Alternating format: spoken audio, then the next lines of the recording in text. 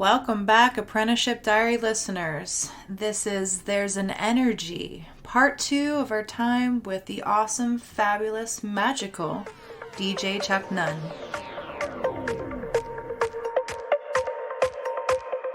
Welcome to the Apprenticeship Diaries, where raw meets refined. Let's be real, we're still working on refining. What it took, what it takes, and the stories that are made. Join us as we learn from professionals about how their stories began.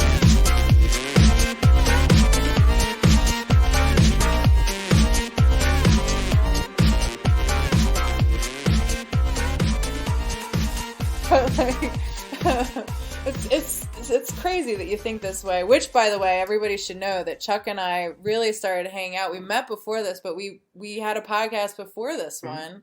So the way that worked out, yeah, is I was following the other Amy on social media because we had common friends from back in the day, and I saw she was doing a podcast. And on the podcast, I'm like, oh shit, let me give this a listen. And I listened to it, and I was like, I know these people. I bet they would let me help them make it better. And then I was like, what a fun thought for you to have. Yeah. No, I'm talking like sound audio wise. I was like, this is awful. I can be of value to these people. And I want that experience. So yeah. But like, you know, that's not to say anything I missed that podcast. I'm not trying to say anything negative I will say about it, because I love that you two were like, hey, let's do this thing. We have no idea how to do it. Let's figure it out. That's punk rock. You know what I mean? I know. Yeah. Well, I mean, that's me entirely. Like, yeah. I don't know how to do it. But what I didn't do was come in and, you know, comment on the social media and be like, this sounds like shit. You guys should fix this. I said, this is great. Can I come help? You know what I mean? Yeah. Well, and that's a good way to, like, you know, inform people about how to come into something, is that you're probably not going to get anybody great if you don't lead with a compliment in any critique. You can pretty much say a lot of things after you give an initial, this is great. Yeah, and tell me what you like about it. And what I liked about it is your stories were real. And, you know what I mean? And her and I have a nice yin-yang kind of dynamic, too. Because... and I'm not even sure, because... past tense. I know. But we still do. I mean, I can't imagine Amy's any different than she was. Amy's always Amy. Yeah, Amy's always Amy. Yeah. You know? I mean, it's a constant. She doesn't... You know what I mean? She's her person. And that's what's great about her. I mean, that's why I contacted her, because I knew she would be my clutch friend. She would be my go-to clutch friend. But it was a relationship podcast, and I was in the dating world, and before I met Rico, that's what we did. It was very interesting that we were, you know, you were recently single, and let's make a podcast about being single. And then 2 weeks later, she meets Rico. Pretty much. Come on now. It was a little longer. And that's the way Cupid, the fates, the world, the universe, that's the way it works. You say, you know what I mean? You say, yes. Look how single I am. And it says, oh, yeah? Well, and, how single are you? I knew that was the potential. The bummer is that, like, I really wanted to do something about, like, you know, tattooing in some way, or some kind of professional thing, just because that's always been a thing for me, is that, like, when you don't have to make something that's on the side, and you can integrate. Like, when I travel for work, because I always, like, integrate, like, a couple days to, like, wander around and play in that area, but I like not leaving what I'm doing. I like to constantly be doing what I'm doing, just because I feel like in that I'll never need a vacation. I'll never need to, you know, I don't know. I just don't get the whole need to disconnect for any one reason. I like the idea of bringing everything in and kind of making an overall piece, just because I feel like it all brings attention back to a localized source. Now, granted, this was about tattooing, but then I was like, it's really more of, like, learning and entrepreneurial, you know, journeys in itself. And also, I'm quite pleased that it's gone on as long as it has, because as far as, like, actual journaling, I start one and then it's like 10 pages I do, and then it's a whole book that never gets filled after that point, and then I'll start another one. I'm starting to journal now, though, but, like, this has been an audio journal. Like, that I can attest to. I've left a journal of some kind. It's not written. It could be. I could put it through a thing that, what do you call it, translates it and writes it down for me, but a transcript app or something. But I like the idea of cataloging. I don't know when it really occurred to me to want to do this, but I love the idea of legacy. Like my dad always talked about it, and I just think that that's so powerful. And especially now that there's all these tools to be able to do it. Like, yes, there's the physical art, which, and you're much like this too. Like if you perform live for somebody, you affect souls, like you reach souls. That's an experience that people have that nobody else can have. Like they can listen to your music on a recording, but that one performance can never happen again. And that's really powerful. And it's the same with tattoos too. And then it dies with that person. It's never again. And nobody will ever know the magic that happened in that space. So I really like that. And then I like the little trinkets that you can make that are, may or may not last, but they're physical form. But then I also liked the confrontation of this digital media and trying to hack it, because I don't see it ever slowing down. But it just has so much reach and so much potential to hook people. And like you said, if it can make this seem more accessible, I mean, yeah, you had your circumstances where you were in the apartment, you couldn't practice, and you got knocked back to general music, but that ended up being more of a path. Yeah, exactly. It all works out the way for the best. Right. Yeah. And so the relationship thing, I felt like that was something I've always struggled with, which is why I thought it would be a great podcast, because I am super There's clueless. going to be some drama here. And everybody loves drama. Right. And it's a wheel we have not, if we've invented it, we keep reinventing it. And breaking all the rules and trying again. I don't know why, but I don't get it. I'm trying. But yeah, the relationship podcast was super fun. I do miss it a lot, because it was a neat thing, because what we would always do it in person. It's been hard for me as a person who likes what we're doing right now, because Chuck's here, his wife's here, Rico's here, we're all here. I like this, to me this is magic. It's like the performance space. There's an energy. But using Zoom, that has been a whole other thing. I mean, you can watch a live stream of a concert, but it is not the same as being there. No. Yeah. Same with the classroom, like learning. I don't like learning virtually. I think a lot of children, over the past couple of years could probably affirm that too, is that it's vastly different, a lot harder. There's just a really cool energy, like you said, that happens when you're physically there and you're able to immediately bounce off of something. I mean, I believe every person is carrying their own energy with them everywhere they go, and every time they interact with another human, those energies come together in whatever form that they make. So it's. I don't know that the digital experience can recreate that. I mean, I've had some Reiki specialists and like energy healers tell me that it can transcend if because I have had that. Like you have really good conversations that are just audio that are and you can feel a person, which is why I like voices and audio, because there's something in the inflection of a voice. You can hear like smiles. I'm not saying it's non-existent. It's no, just but different. It is. But I think there's something about like the. Anybody need another beer?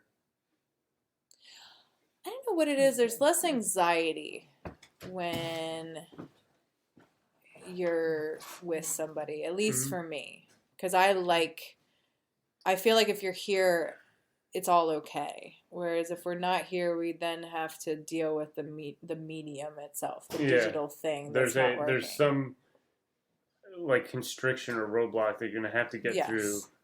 Or hope that it's like, thank you. Absolutely. And same thing with like, just creation, like you said, it fills the room. Like that was an awesome sound. That's a great sound clip right there. I think I was talking during it though. There's man. He's very polarizing figure.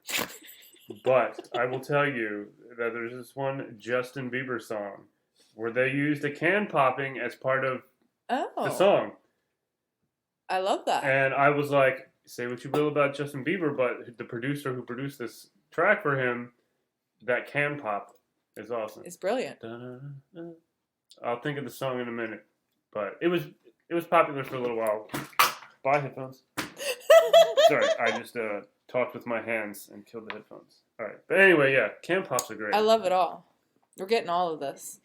But no, and that's honestly been the fun that I've been having with it, like just playing with transitions and stuff between, and then thinking about fun ways that I can record commercials and stuff. That's been interesting. It's still not streamlined. I still am way too wordy with it. But you've always given me really good advice with that too. Like that you're a good director. Like you said, you're a good second. I'm happy to hear that. Yeah. You always gave great advice about it and just knew how to isolate what needed. And that's why you're a great editor too. It's good. Because you just you knew what to cut out. Yeah. What was superfluous. Yeah, exactly. You know what I mean? Like yes. When you're making a production as a podcast is one of you want to keep it like they always say like keep it concise, or you know what I mean, like only give them the most important parts. You know what I mean, the stuff that it wouldn't be the same without. Right. And being able to like recognize that stuff, it's all part of it. Well, yeah, and it's important when it's for me, it elevates the more it's commercial. Like, the more commercial it is, the more need it is to sell and hook right away. Yes. Which is why these are 3 hours long, because it's still free. It's, I don't know if it'll ever not be. I like the long form, and I like the... I've been listening to podcasts ever since I got an iPod, and I don't know that it can be anything other than free, because, for one, so many other podcasts are free. You got to be really, really good, and probably beyond the scope of just a podcast to get somebody to pay anything for it. Yeah. Like, even Rogan, nobody's paying anything more, you know what I mean? Everybody already had a Spotify account, and now that's where you have to listen to Rogan. Yep. You know what I mean? But nobody's paying an extra $1 just to hear Rogan. You know what I mean? No. They either were already listening to it, or were never going to. Yep. And I don't know. It's hard. It's it's just the economics of the thing. It kind of sucks because it's hard to make if you want to help make yourself money or keep that sustainable. It's a little bit harder than just telling people you have to pay to get it. It's the same with music now. Like, I'm to the point where, like, what's the point of pressing a physical album? Aww. You know what I mean? That's sad. I don't know, even if it's sad, it's just the dynamics have changed. You can either, collect up a pile of songs and release them all together. Right. Or write a freaking song, and once you finish it, release it. Right. That's what, you know what I mean? Like, right. Yeah. I always thought, like, that, I think it's sad. If I were having... I think it's sad. I don't know. I don't know if it's sad. It's just... to me, it's not sad. It's just different. If, like, if that's the way you love it, then, like, yeah, it can be sad. Well, it's happy only in just that I did hate it when I bought an album because of one song I had heard, and then the rest of the album sucked. Yes. That's sad. But... Most 90s bands. There was not just 90s. Let me tell you. 90s. Like, there's a lot of them. There's a lot. Yeah. There's a lot. We've had one-hit wonders ever since. Yep. Like, there's very many bands that you only know them because of one song, and you've never heard another song they've ever written. Chumbawamba. Exactly. Tells a story, or yep. it has in itself.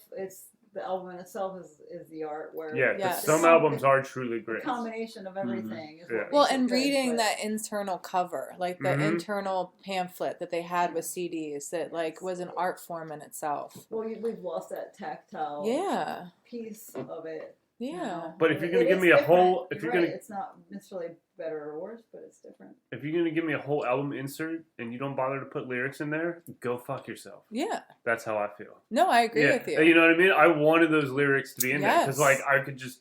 sit there with that and read the lyrics. Yes. Well, there's a lot of songs you don't, to this day, I don't know what they're saying. I kind of Well, I mean, Cannibal Corpse. I'll make it up. but like Kurt Cobain was one of the worst offenders, and you know, Nevermind did not include the lyrics. You had to buy the Lithium single. That was interesting back then. The Nevermind album did not come with the lyrics, just a bunch of pictures. Gotcha. And he kind of sang unintelligibly sometimes and used words in an order that didn't make any sense at all. Because, you know what I mean? You'd be like, wait, did he just say that? Those words make no sense together in that order. And then you did get the lyric books and you're like, oh, he did sing those words in that order. Yep. And I mean, that was his art. That was his style. Yeah. But yeah, you had to buy the Lithium single, and that included all the lyrics to the Nevermind album. Yeah. Which I always thought was different the first time I seen it. I was like, for me, it's something about like just the instant gratification of it, which is why I like things that are long, because I feel like I've been approached by people who wanted me to like interview TikTok stars, and I'm like, I don't want to. Just because I'm not that I wouldn't interview them or if it wouldn't, but if it's got, it was the whole thing, like setting it up was this very fast paced, you know, like let me bombard you and let me just accost you whenever. Are we making a podcast or a TikTok? Just any of it. You know what I mean? Like that's where I would be like if we're going to interview a TikTok star, it's going to be like a long form interview. It's not going to be a TikTok video that we're going to do in 3 minutes. Right. You know, this isn't TikTok featuring the Apprenticeship Diaries. This is the Apprenticeship Diaries featuring this TikTok star. Right. That's the only way I think you could ever do it. Well, like, then it's not. Yeah, that's what I was standing by. I was like, this is my art. You're coming into my art, and you're submitting a diary entry, basically. And that was the thing, is that the pace that they were used to was so expedited and so invasive that I was like, no. I don't think we're a good fit. And it was also, too, of that, like, I don't think your crowd is going to be my crowd. Like, your crowd is used to, like, rapid fire, like, these little excerpt kind of things that they enjoy. Unless, once again, you get so big that you're transcending that whole medium. Yeah, but maybe. I don't know any TikTok stars are yet. I don't know. I don't know if they will. They're kind of like, you know... rightly so, not really allowing for a lot of TikTok because it's kind of a security breach. But yeah, like I mean, this is a lot about me. Back to you. So what? Well, you were in the military. How did that fuse with music? Did you play music when you were? Yeah, I did. But just by myself. Okay. That was another. So yeah, in high school, that's when I started figuring out, you know, wanting to be in bands, and then starting being in bands with people. And then like I was learning. I started on the guitar, but what I've done the most is bass guitar.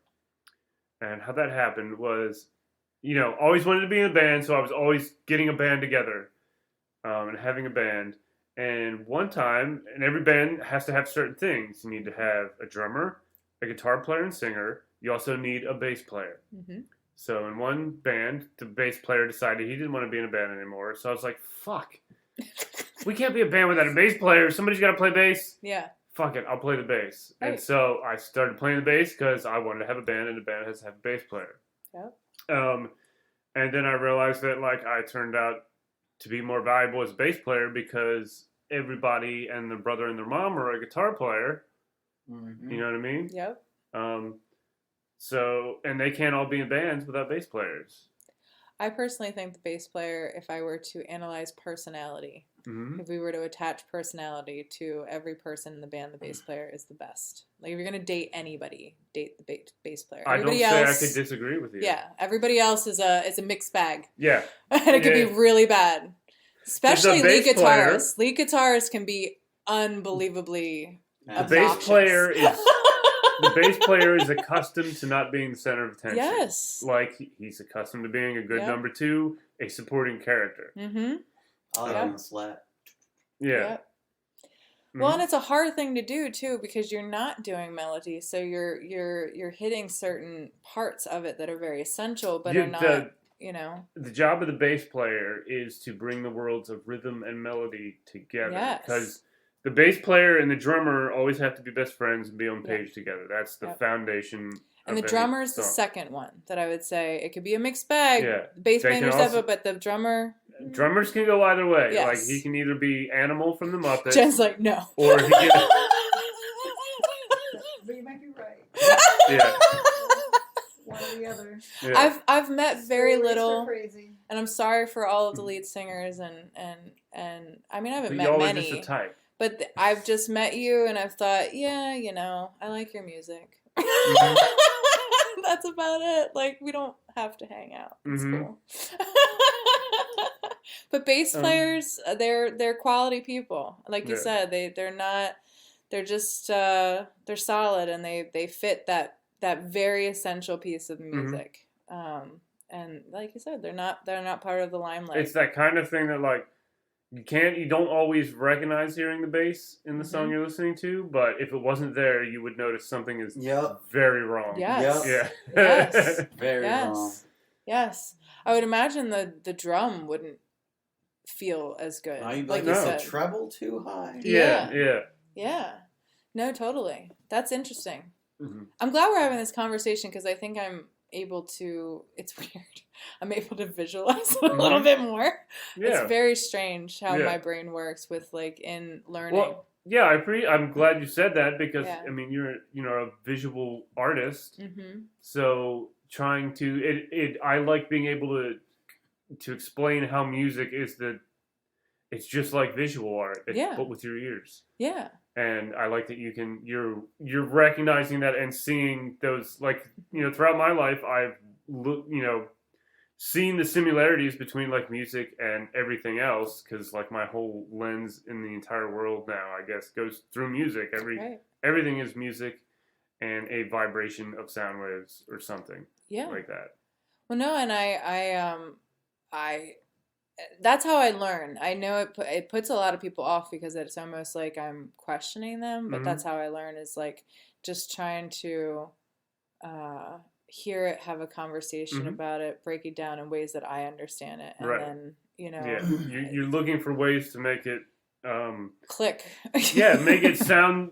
Try to understand it in a way that's familiar to you. Yeah, but I almost feel like with discussing it like this, I'm understanding it more, because that makes a lot more sense about the bass player, honestly. I always thought it was amazingly hard because a lot of them still have to sing.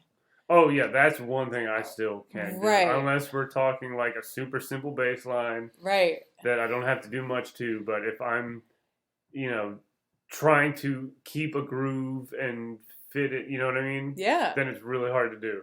But Yeah. if I'm playing punk or metal, that's different. Like the job of the bass is a little bit different. Yep. Yeah, you know what I mean? When you get one scream, like every once in a while. Yeah, if I'm just playing a root note because that's what the song calls for, like root eighth notes, if that's all you got to play because that's what the song calls for, you can sing all day long. Yeah. But if I'm trying to keep a groove with a drummer in a chord progression and a scale, like, some people can do it. Like, Geddy Lee is like Geddy Lee of Rush. Yeah. The lead singer of Rush. That makes sense. One of the most technically skilled bands ever to, like, step on a stage. He plays the bass in Rush and sings in Rush all at the same time. And that should be recognized as a feat. It is right now. Yeah, a feat of an exceptional human. Yes, huge prowess. Yeah, because it's pretty much like tapping your head and rubbing your stomach. But then there's Lemmy Kilmister from Motorhead, who's a bass player and singer. But you wouldn't say that he's a technically proficient bass player. Right. But Lemmy was all about rock and roll.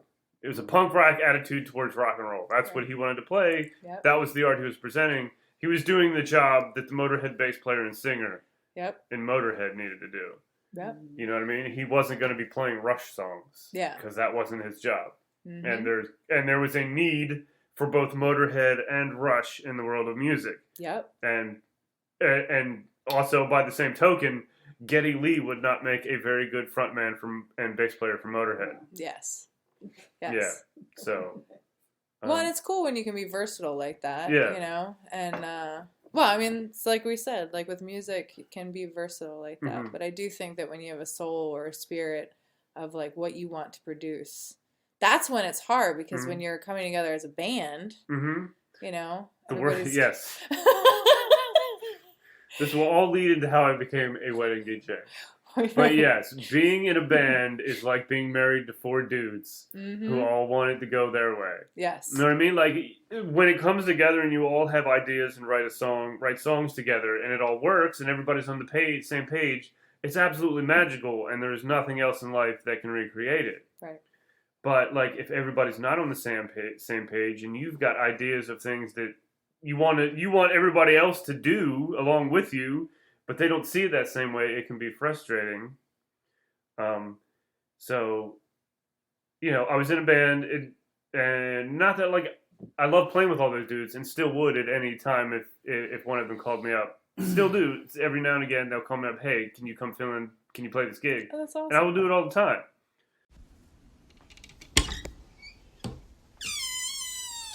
Hello, diary listeners. Now, I know that not all of you are tattoo artists out there, but for any of you that are really interested in the arts, what I can tell you is that as you climb and reach and scale your goals, you will always need a place for continuing education.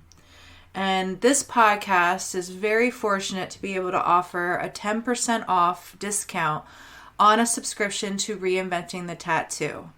Now, this is not, you know, just for tattoo artists. This is if you want to keep scaling your art environment, as Reinventing the Tattoo is all very, very based in fundamental art, foundational techniques, and just repetitive drawing investments all the time. So I cannot recommend it enough. This podcast can't recommend it enough. For that discount, this is the link you want to go to. https://reinventingthetattoo.com/apprenticeship diaries.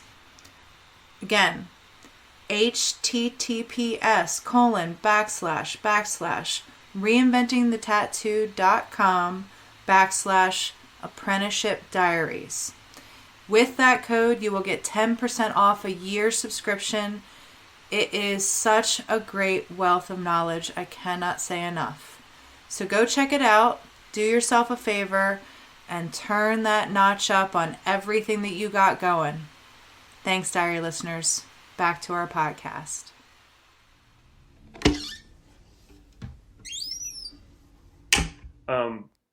But at the same time, once that band broke up and I was looking for something else to direct my musical energy into, the idea of wedding DJing came in. And that's very different because when I'm being a wedding DJ, I'm the only guy. Like, it's all on me. I'm not waiting for 3 other guys to show up at the same time and do the things that need to be done. Wait a minute. There's a lot in that. Did I skip something? I think so. Okay. Because, like, the fuck weddings? Yeah. Like, because you could DJ a lot of things. Yes. But why weddings? Because weddings pay money. Okay. Yeah. All right. For what? So, like, being That's in that, essential because I've known a lot of audio engineers who are like they won't do anything. I dated one. Yeah. He wouldn't do anything recorded. He's like, I like live, and I was like, well, your live shit doesn't pay the bills. Yeah. Well, not like, you know what I mean. I can't. If that's what he's into, and that's I wasn't against him doing. To me, if that's what a person wants to do, and if that's the only thing they want to do, there's nothing wrong with that. But there's also nothing wrong with putting your ego aside and trying to make other people happy and them agreeing to give you money to make them happy. There's nothing wrong with that either. Well, and the benefit to that, as opposed to him, is that you're exposed constantly to different circles. Yeah. So there's lots of opportunity within doing a really good job for something like that. To where if you get recognized as somebody out in that venue, that's why I always like, it's not even about ego. It's just, I mean, maybe it is about ego, but it's also like, okay, do what you want to do. I never was against him doing that, but it was about like, do what you do, but put yourself in alignment with the other things that you're doing that'll bring more back. Like I said, I like to integrate everything. So like if I can't see this integrating, then I wouldn't pick this job over this job. But he was waiting tables and then doing audio at night. And they didn't really integrate past him knowing a lot of bartenders, which is great for him, but and a lot of nice eat spots, and people who would come out and see the show potentially to hang out, but a lot of them were getting, you know, in for free or hookups or whatever. So it was all this like, you know, I'm going to hook you up. Nothing really equivocated to anybody elevating themselves past where they were. And so for me with like DJing, and that's why I suggested it, was like, you're putting yourself in a service. Yes, it pays well, but also you're integrating with a whole experience where you meet photographers, you meet planners. Planners is the most important. Oh my God, planners. You meet, you just then meet the people who run the venues. You know, a florist. The videographers. You know, right? Like there's all these different little things that equivocate to it, and so it's being part of it. It's also like it's interesting because you're being part of you're your own singular thing, running your own operation, and responsible for every part of what you're bringing to the party. But you're also part of a team. Yeah, like the DJ is a part of the team with the photographer and the videographer, because as the DJ, you're like, you know, when it's time to do the first dance or the toasts, you're the one who's going to initiate that because you have the microphone. Yep. You know, one important thing for a wedding DJ to know is you should make sure that your photographer and your videographer are ready for those very important moments, once in a lifetime moments for your client is about to happen. They should know so they're ready. Yep. Because there would be nothing worse than starting the toasts, but the photographer and the videographer aren't in the room and don't know what's happening. Exactly. You've now ruined your client's photos and videos because you didn't make sure the whole team was ready to go. Yeah. You know, which is one thing a DJ should always. There's going to be a planner at a lot of weddings, right? And that person they're awesome because they're in charge of making sure everybody's working together. Right. If you have a planner, like that's what they're in charge of. But if you get to a wedding that doesn't have a planner, the DJ is kind of the planner now. Yeah. You know, because you're controlling the timeline and when things happen because you have the microphone and everybody's going to listen to what you say. Yeah. Just like Adam Sandler said in the movie. Yeah. Absolutely. Well, and I feel like that probably does stem from like having tried and been in a lot of bands where nobody works together and then being like, screw it. Yeah. This would be a great idea and I think people would love it, but everybody else doesn't want to do it. So we don't do it now. Exactly. You know what I mean? I might think this song might be, I think people would love if we played this song this way. But if nobody else agrees with you can't force them to learn those parts and play that song. And then, and the flip side is the DJ is like, I think this song might work for this crowd. It might not, but it might. I'm going to try it and see if it works. Yeah. And then it's on you. And like, then you know, it's immediate response like, did that work or not? But you didn't have to convince somebody else to go out on a ledge with you. Yeah, absolutely. Yeah. Absolutely. But yeah, and when it comes to DJing, like you were saying about, there's a level, there's like, if you just want to do the thing you want to do and you don't want anybody to tell you what songs you have to play or, you know, what you're expected to play, you can play in your bedroom all day long. If you get real good and meet the right people, you could probably even go to a club and only play the songs you want to play. Then, EDM is kind of the, you can try, you can go that route and some people have and are very successful at it. Yeah. It's one way to go and there's nothing wrong with that. Like, if you are dead set on you're not going to play freaking shout, you know what I mean? Yeah. If you don't want to play a line dance and you're never going to DJ that, you can do that in your own world. But when somebody hires you to do stuff, you know what I mean? And like, you got to do that. Your job is to make them happy. Yeah. And also, it's a very cool challenge to me. Like, because if you've ever, I'm sure you've done art exercises where they give you a constraint. You know what I mean? Put you in constraints. You can only use these colors or do this. Yeah. And that's what DJing to a request list is. It's like, here's the restraint. Like, these are the songs we want to hear. So to me, that's a challenge. Put these songs together in a way that makes sense. And that's a fun way to do it. Yeah. I really think it is. That's what I do with tattoos. You know, like, and I like that more than personally than doing my own thing. Yeah. You might think a Tasmanian devil tattoo is totally stupid. But if that's what your client wants, like, you know, I'll you make it can the refuse coolest. to do it, but you can also take it as a challenge to, how do I make this Tasmanian devil cool? I wouldn't flat out refuse at this point. Make 'em I Super would Saiyan. tell them about 3 other artists that I know that might do it better, Mhm. have them look, and if they still want me, Mm-hmm. then I would make it the coolest that I could possibly make it. Exactly. It's So, DJing. yes. It's the same thing. Yes. Yeah. Yes. But I like the fact that there's something about that.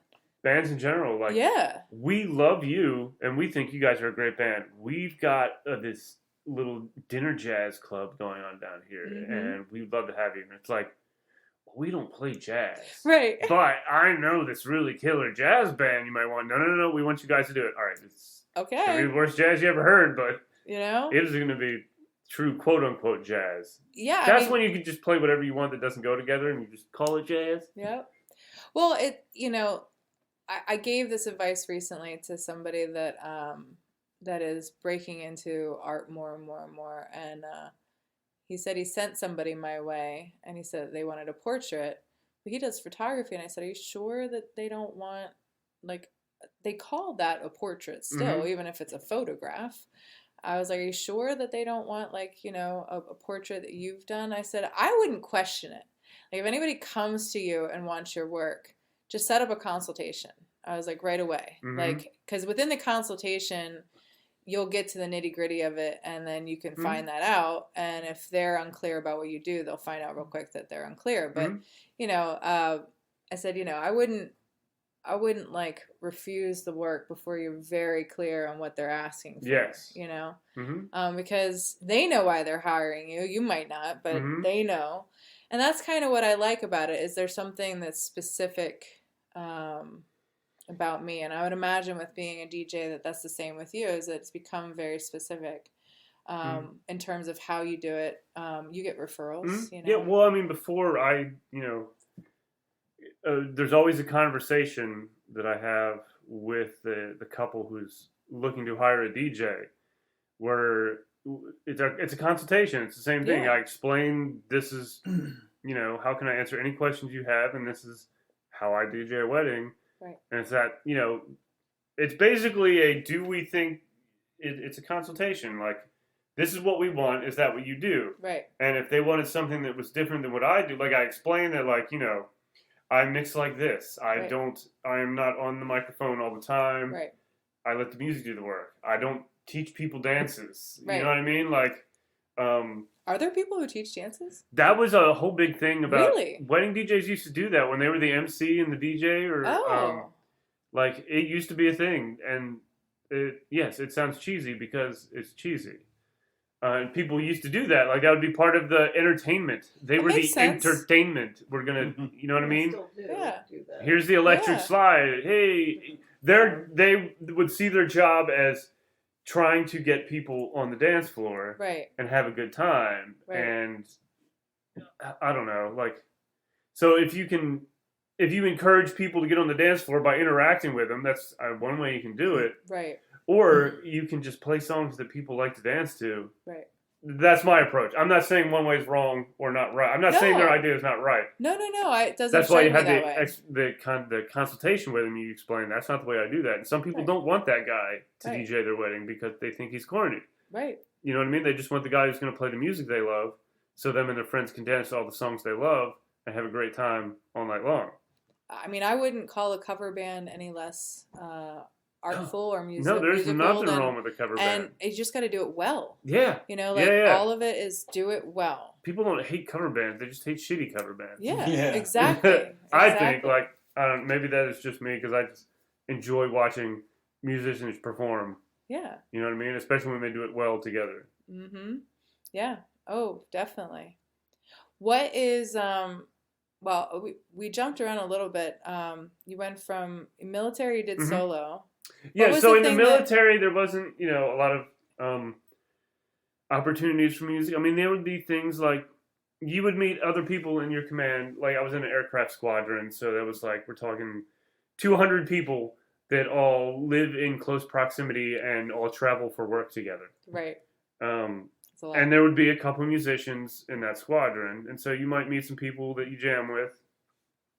I ended up having some friends who all had a band together. Right on. But like, you know, I wasn't in the band or part of it, so I wasn't a part of the band. But I would like go with them to their shows and stuff. Aw. You know what I mean? Yeah. Once I got in the military, like very soon, I was in training school. Mm-hmm. You know, I didn't take anything with me to boot camp or school. I didn't have a guitar. Right. But that was one of the very first things I bought after I had a chance to go to a place and spend this money that I wasn't able to spend the last couple of months. Nice. A guitar, I couldn't help it, especially Yeah. once I would get to school and there'd be some dude sitting in the courtyard playing a guitar in front of all the chicks, and I'd be like, damn, I want that. I know how to play a guitar too. I need to go to Guitar Center.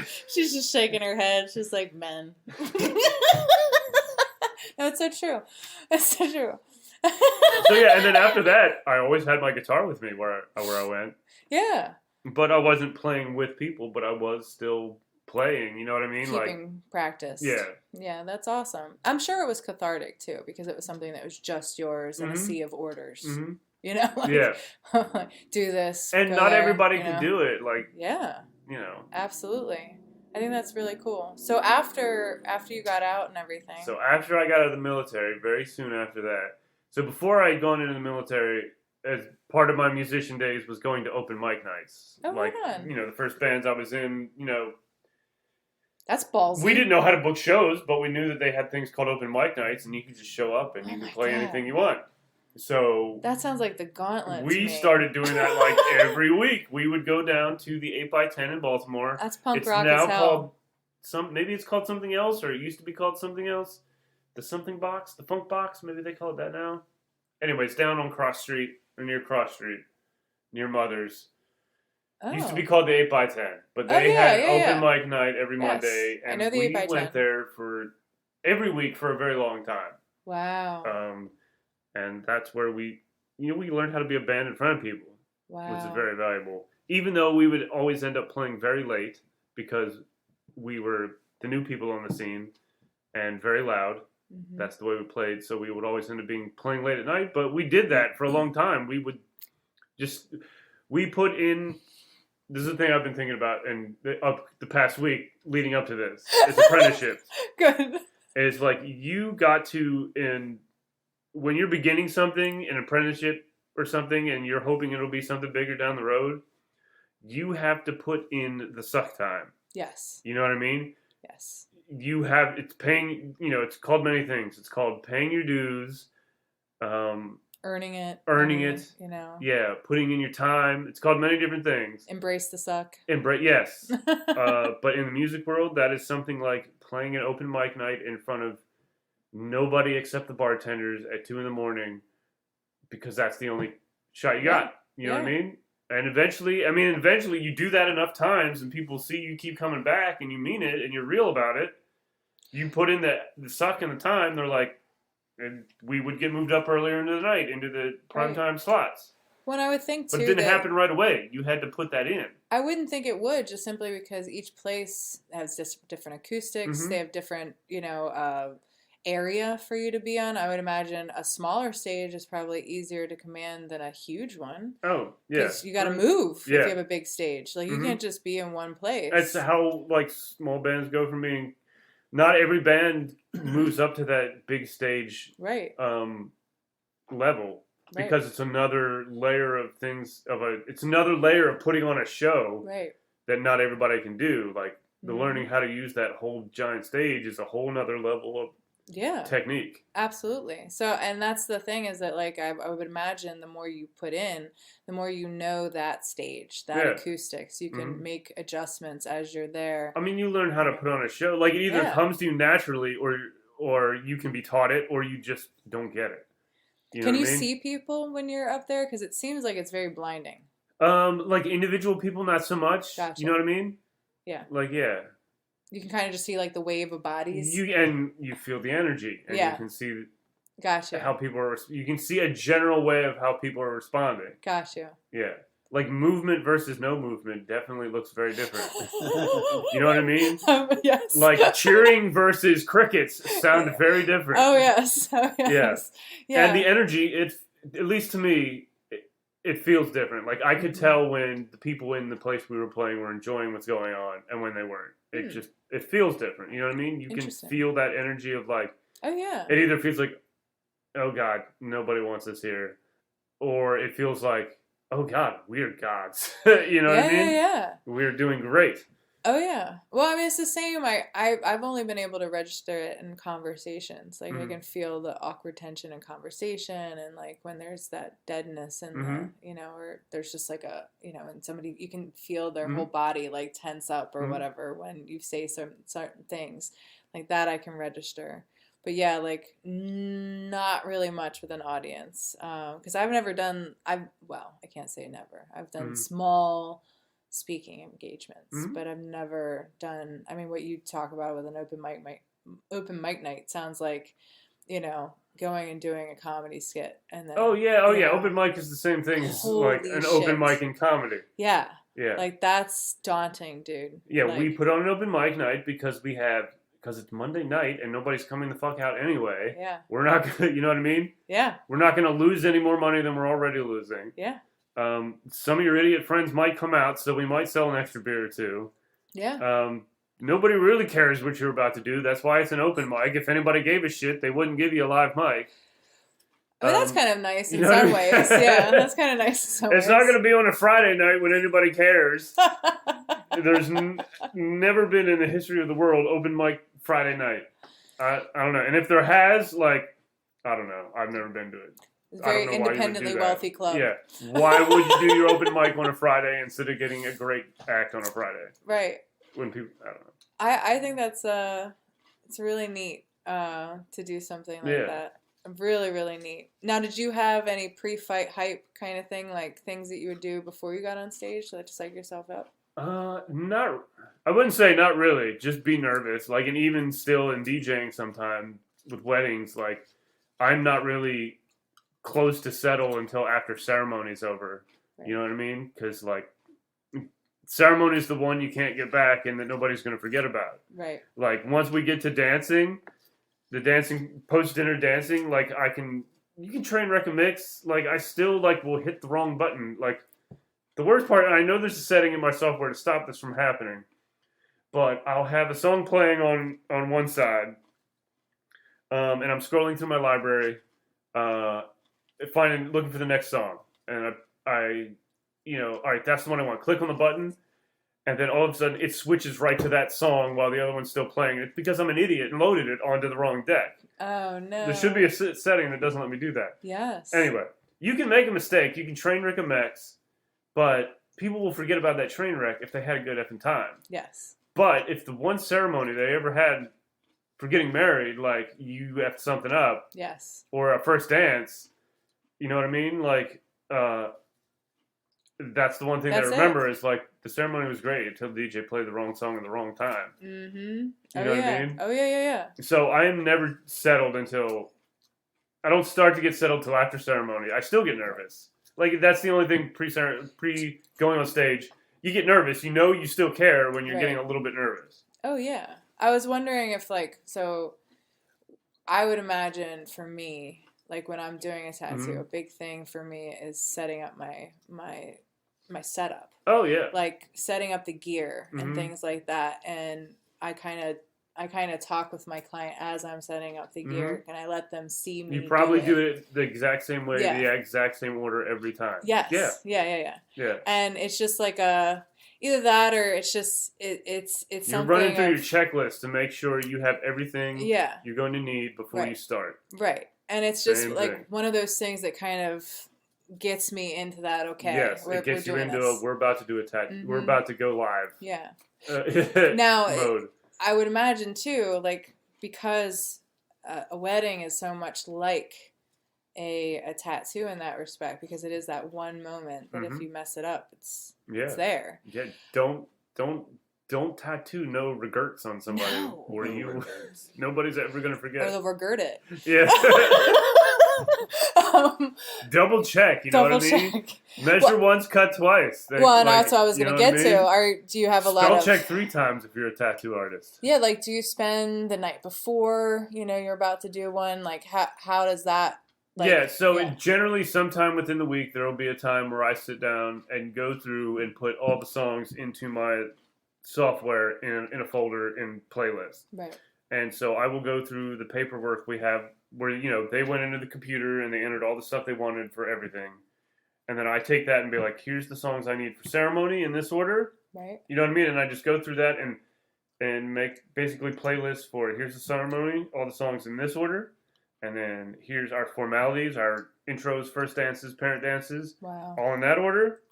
And then generally there will be like, okay, these are the must-play songs, the play if possible songs, and the do not play list. Right. And it's a ritual of going through every week and making a folder for every client with playlists of these are the songs in this order. What is the number one song asked for and the number one do not? I would say like number one asked for is hard because it sounds like it would be. Yeah, because there's so many. But I would say the one song that I've played the most these days is "I Want to Dance with Somebody" by Whitney Houston. Always works. Goes up all time. I would say that's a good one. Probably if I was looking at my software right now, I would think that the ones I'm playing at weddings more often now are always that one. Dancing Queen by ABBA. I play that a lot.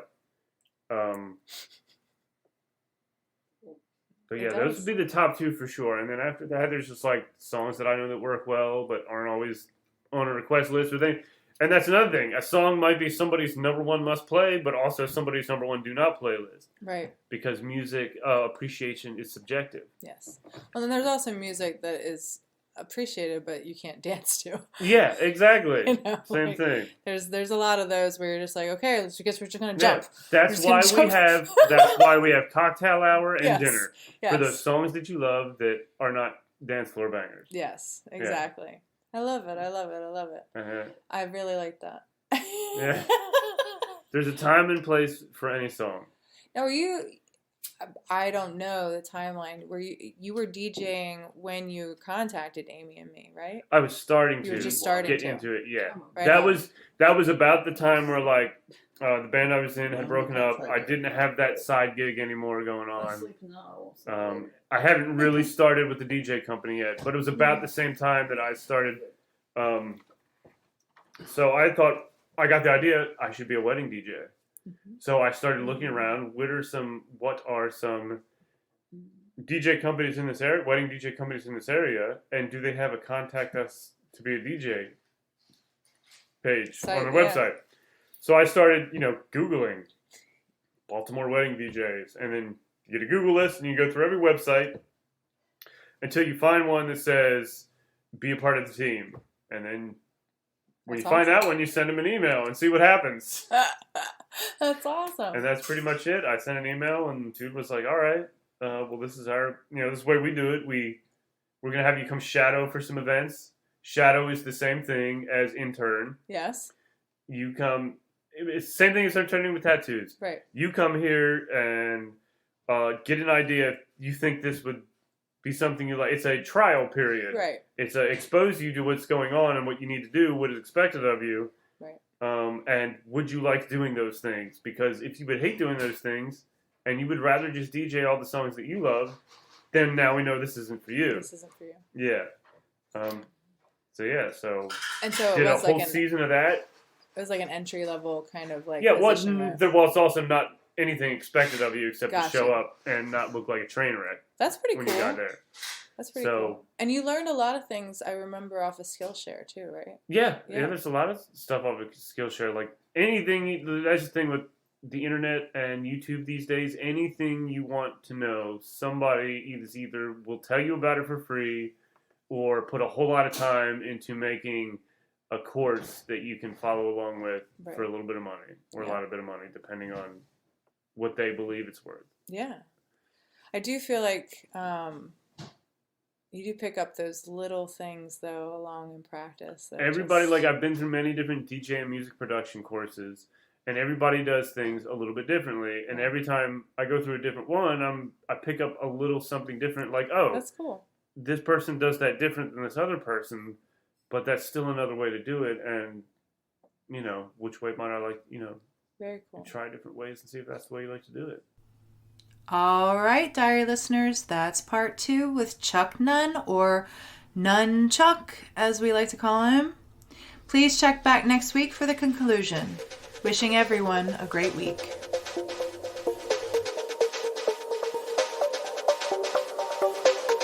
Thanks for listening. You can find the Apprenticeship Diaries on Twitter, Facebook, and Instagram. Our IG is the_apprenticeship_diaries. If you would like to offer constructive criticism or an interview, drop us an email at theapprenticeshipdiaries@gmail.com. We look forward to hearing from our listeners.